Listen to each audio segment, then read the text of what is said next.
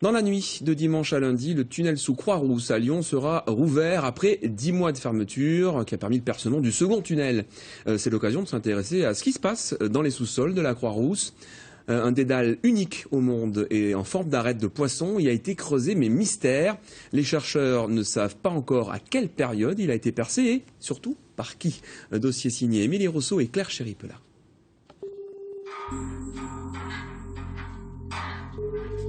Il s'engouffre dans les entrailles de la Croix-Rousse, se faufile dans l'ombre de ces mystères. Les arêtes de poisson, comme on les appelle, le terrain de jeu d'explorateurs téméraires. Leur surnom, ces souterrains le doivent à leur architecture singulière, une colonne vertébrale supérieure, d'où partent 32 galeries latérales. Cet Walid arpente ces couloirs depuis des années, de visiteurs clandestins.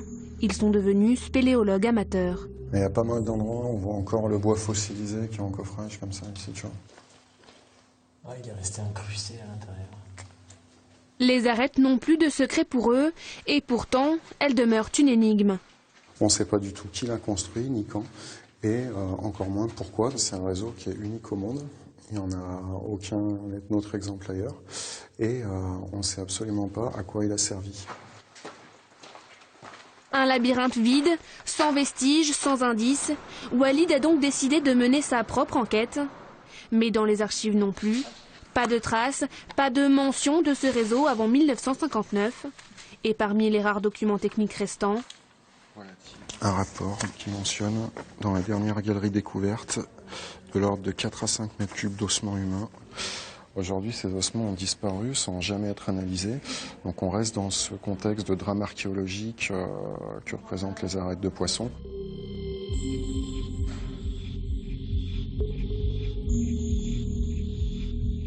Ouvrages militaires, espaces de stockage ou catacombes, les théories sont nombreuses. Après 5 ans de travail et de recherche, Walid se forge la sienne sur fond de guerre sainte et de trésors légendaires.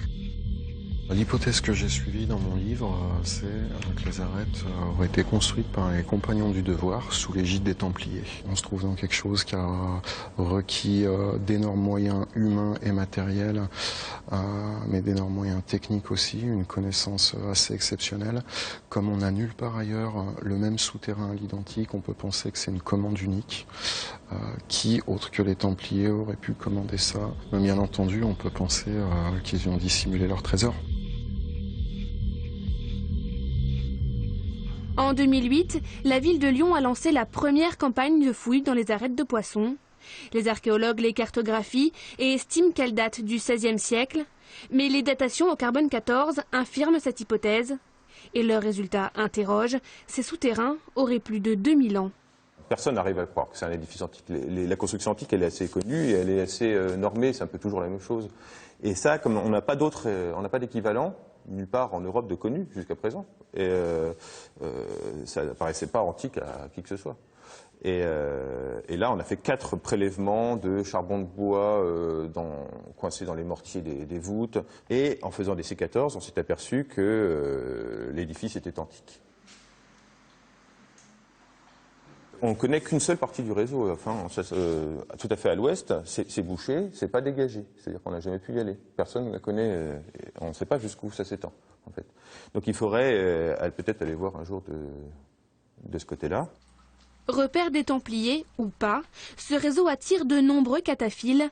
Depuis plusieurs années, ils se battent pour l'ouverture de ces galeries au grand public. C'est un élément essentiel dans la vie touristique de Lyon. Alors, on se tape sur le ventre en disant « ouais, on a des traboules, c'est très bien, mais on n'a pas que ça ». Et quand on voit par exemple à Paris le nombre de personnes qui vont visiter les catacombes, qui ne sont pas des catacombes d'ailleurs, qui sont des carrières, ça fait envie. À Lyon, on a des souterrains absolument extraordinaires, c'est mieux qu'Indiana Jones, et on ne les fait pas visiter. On ne sait pas encore, il n'y a pas eu d'études, s'il est possible de sécuriser une partie du réseau qui pourrait alors être ouverte, mais non pas au grand public et aux tout venants, être ouverte sous la responsabilité d'un certain nombre d'associations ou de spécialistes. Un dédale d'échelles rouillées, des dizaines d'escaliers glissants, des puits de 80 mètres, sécuriser les arêtes pourrait coûter cher. Mais à proximité, les travaux du deuxième tunnel sous la Croix-Rousse pourraient servir le projet. Pour l'instant, les arêtes restent le terrain de jeu d'irréductibles lyonnais, bien décidés à faire la lumière sur leurs sombres secrets.